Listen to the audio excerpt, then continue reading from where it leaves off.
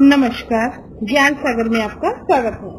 आज हम कक्षा 8 की संस्कृत पाठ्य पुस्तिका रुचिका के पाठ चतुर्दश अर्थात 14 नंबर के पाठ आर्यभट्ट को लेकर आए हैं। आर्यभट्ट पाठ का हम हिंदी अनुवाद पढ़ेंगे, इसकी व्याख्या को समझेंगे और कोशिश करेंगे कि इसी वीडियो में हम इसके प्रश्नोत्तर भी कर लें। अन्यथा प्रश्नोत्तर अभ्यास के लिए दूसरी वीडियो बना दी जाएगी। चलिए पाठ का हिंदी अनुवाद पढ़ते हैं। इससे पहले हम आपसे उम्मीद करते हैं कि आपको हमारी वीडियो पसंद आएगी तो आप हम लाइक करेंगे, दोस्तों के साथ शेयर करेंगे और चैनल पर अगर कोई नए हैं तो प्लीज हमारे चैनल को सब्सक्राइब करिए। धन्यवाद। चलिए पाठ आरंभ करते हैं। चतुर्दश पाठ नंबर 14 आर्यभट्ट। आर्यभट्ट नाम है और यह नाम किसका है? भारतवर्ष की अमूल्य निधि है ज्ञान विज्ञान की सुदृढ़ परंपरा। इस परंपरा को संपोषित किया अर्थात पोषित किया, अच्छे तरीके से बढ़ाया प्रबुद्ध मनीषियों ने। मनीषी ऐसे ऋषि मुनि जो बहुत ज्यादा जानकार हैं, ज्ञानी हैं। इन्हीं मनीषियों में अग्रणी थे आर्यभट्ट। दशमलव पद्धति आदि के प्रारंभ प्रयोक्ता आर्यभट्ट ने गणित को एक नई दिशा दी। इन्हें एवं इनके प्रवर्तित सिद्धांतों को तत्कालीन रूढ़िवादियों का विरोध झेलना पड़ा। वस्तुतः गणित को विज्ञान बनाने वाले और गणितज्ञ घटना पद्धति के द्वारा आकाशीय पिंडों की गति का प्रवर्तन करने वाले ये प्रथम आचार्य थे। आचार्य आर्यभट्ट की इसी विदुष्य का उद्घाटन इसी पाठ में है। तो यह पाठ है एक महान भारतीय ऋषि की, जिनका नाम आर्यभट्ट था। वो आचार्य हैं और उन्होंने दशमलव पद्धति का प्रारंभ किया। उन्होंने गणितीय जो गणना होती है उसके द्वारा आकर्षित पिंडों की गति का पता लगाया और उन्होंने विज्ञान को, गणित को जोड़ा। ठीक है, ये उस महान व्यक्ति आर्यभट्ट के बारे में आपके सामने पाठ्य पुस्तक में दिया हुआ पाठ। इसका हिंदी अनुवाद आगे समझते हैं। पूर्व दिशायाम उदति सूर्य पश्चिम दिशायाम अस्तगति इति दृश्य ही लोके। संसार में यह देखा जाता है कि सूर्य पूर्व दिशा में उदित होता है। पूर्व दिशा में सूर्य उदित होता है, पश्चिम में यह अस्त होता है। इति दृश्यते लोके, संसार में तो यही देखा जाता है। परम न अनेन अवबोध्यमस्ति यत् सूर्यो गतिशील अति। परंतु इससे यह नहीं जाना जाता कि सूर्य गतिशील है। अर्थात सूर्य का गतिशील होना इससे ज्ञात नहीं हो पा रहा था कि सूर्य पूर्व दिशा से उदित होता है, पश्चिम में अस्त हो जाता है। सूर्य अचलः पृथ्वी च चला या सकीय अक्षय गुणति इति सुस्थापित सिद्धांत। सूर्य अचल है और पृथ्वी गतिमान है, जो अपने अक्ष पर घूमती रहती है। जैसे कि अक्षय गुणति अपने अक्ष पर घूमती रहती है। यह क्या है? यह एक प्रसिद्ध सिद्धांत है।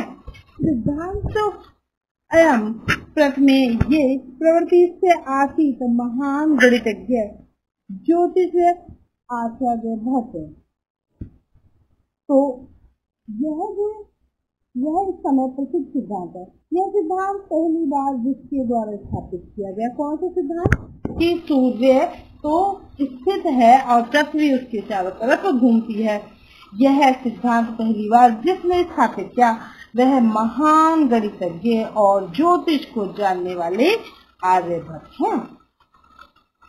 पृथ्वी स्थिरावर्तते इति परंपराया प्रचलिता रूढ़ी ते प्रतिष्ठिता। तो पृथ्वी स्थिर प्रतीत होती है। यह परंपरा से प्रचलित प्रथा का उनके द्वारा जो खंडन किया गया। किसके द्वारा खंडन किया गया? आर्यभट्ट द्वारा। उन्होंने यह बताया दुनिया को कि पृथ्वी घूमती रहती है, सूर्य स्थित होता है। तो यह बात कोई नहीं मानता था। उन्होंने इस विचार का खंडन किया। तेन उद्धृत यत गतिशील्या नौकायाम उपविष्ट मानव नौका स्थिर अनुभवी अन्यान च पदार्थान गतिशील अवगति। उनके द्वारा उदाहरण दिया गया कि चलती हुई नाव में बैठा हुआ मनुष्य नाव को तो रुकी हुई मानता है, और नाव में बैठा हुआ मनुष्य यह अन्य पदार्थों को गतिशील समझता है। जैसे आप लोगों ने भी देखा होगा, हम किसी वाहन में बैठकर चलते हैं, तब वह वाहन हमें ऐसा लगता है कि हम स्थिर हैं, और हमारे द्वारा दिखे गए पेड़ पौधे और सभी पदार्थ चलनेमान लगते हैं। इसी बात को आर्यभट्ट ने समझाया उदाहरण के द्वारा कि जैसे नौका में बैठते हैं तो नौका स्थिर दिखती है और वस्तुएं चलती हुई प्रतीत होती हैं। एमेव गतिशील्या पृथ्व्याम अवस्थितमानः पृथ्वीं स्थिर अनुभवति सूर्यादि ग्रहांच गतिमान वर्तते। इसी प्रकार गतिशील पृथ्वी पर स्थित मनुष्य पृथ्वी को स्थिर अनुभव करता है और सूर्यादि ग्रहों को गतिशील मानता है। 476 तमे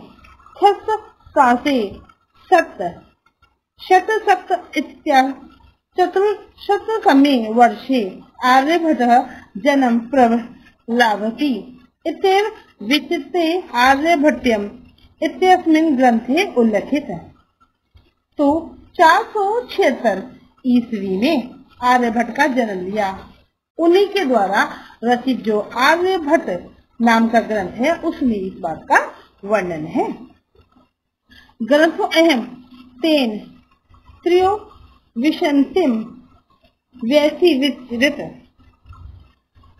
यह ग्रंथ उनके द्वारा 23 वर्ष की उम्र में रचा गया था। ऐतिहासिक सूत्रों भी ज्ञायते यत पाटलिपुत्रम निक्षा आर्यभट्टस्य वेदशाला आसीत्। अनेन इदम् अनुमीयते यत तस्य कर्मभूमि पाटलिपुत्रमेव आसीत्। ऐतिहासिक सूत्रों से पता चलता है कि पाटलिपुत्र के ही निकट आर्यभट्ट की वेदशाला थी। वेदशाला किसे कहते हैं? जो प्रयोगशाला होती है उसको वेदशाला कहते हैं।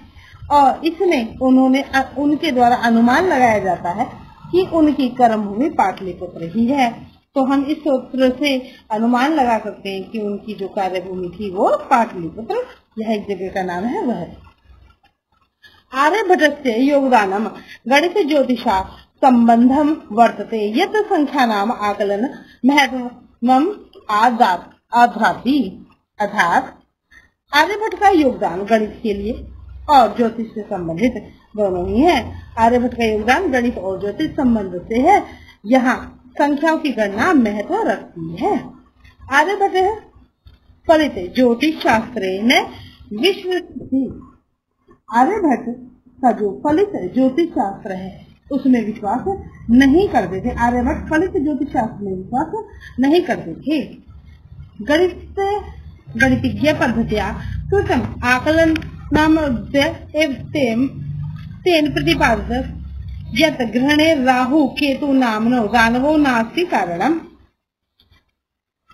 वह गणित पद्धति के अनुसार किए गए आंदोलन के आधार पर ही उनके द्वारा प्रमाण सहित कहा गया कि जो ग्रहण का कारण है वो राहु केतु नाम के दो राक्षस नहीं है।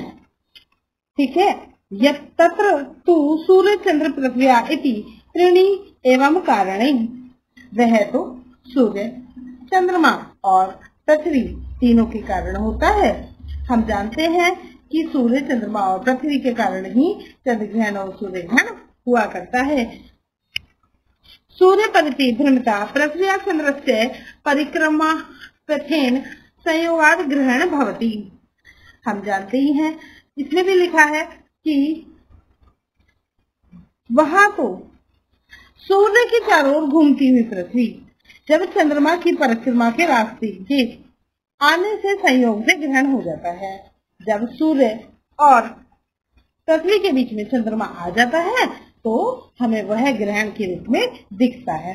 ये लिखा है कि सूर्य के चारों ओर घूमती हुई पृथ्वी यदा परिक्रमा अध्ययन संयोगात ग्रहण भवती।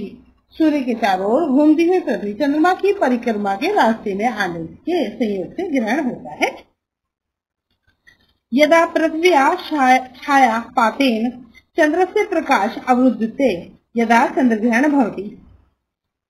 जब पृथ्वी की छाया गिरने से चंद्रमा का प्रकाश रुक जाया करता है तब चंद्रग्रहण होता है। तथैव पृथ्वी सूर्य यो मध्य समागतम समागतस्य चंद्रस्य छायापते सूर्य ग्रहण दर्शते। उसी प्रकार पृथ्वी और सूर्य के बीच आए हुए चंद्रमा की छाया गिरने से सूर्य ग्रहण दिखाई देता है। समाजे नूतनानां विचाराणां स्वीकारणे प्राय सामान्य जना कठिन में अनुभवती। समाज में नए विचारों को स्वीकार करने में प्राय सामान्य जन कठिन अनुभवती कठिनता का अनुभव करता है। भारतीय ज्योतिष शास्त्र एवं आर्यभट्ट से विरोध अभवत। भारतीय ज्योतिष शास्त्र में उसी प्रकार आर्यभट्ट का भी विरोध हुआ। तस्या सिद्धांते अपेक्षिता उनके सिद्धांत को अनदेखा किया गया, अपेक्षित किया गया। से पंडित तन्मन्याम उपहास पात्र जातम वह स्वयं को ज्ञानी मानने वाले लोगों के हंसी का पात्र बने। पुनरपि तस्य दृष्टि कालाती गामिनी दृष्टिया अर्थात फिर भी उनकी नजर समय के आगे देखने वाली हुई थी। आधुनिकी ने विज्ञाने तस्मिन् तस्या च सिद्धांते समादर प्रकटति। आधुनिक वैज्ञानिकों के द्वारा उनमें और उनके सिद्धांतों में आदर प्रकट किया गया। अस्मदेव कारणात् अस्माकं प्रथम उपग्रह नामस्य आर्यभट्ट इति कृतं। उन्हीं के द्वारा उन्हीं के नाम के कारण इसी कारण से हमारे पहले उपग्रह का नाम आर्यभट्ट रखा गया। अस्मदेव कारणात् इसी कारण से हमारे प्रथम उपग्रह का नाम आर्यभट्ट ऐसा रखा गया। वस्तुतः भारतीय गणित परंपराया यथ च विज्ञान परंपराया असो एक शिखर पुरुष आसीत्। वास्तव में भारतीय गणित परंपरा के यह एक श्रेष्ठ पुरुष थे। आर्यभट्ट की महिमा और उनका ज्ञान हमने इस पाठ के द्वारा जाना। आशा है आपको यह पाठ अच्छे से समझ आया होगा, हिंदी अनुवाद अच्छे से क्लियर हुए होंगे। आज के लिए इतना ही, मिलते हैं किसी और वीडियो में। बने रहिए ज्ञान सागर में। प्लीज चैनल को सब्सक्राइब कीजिए। वीडियो देखने के लिए आपका बहुत बहुत धन्यवाद।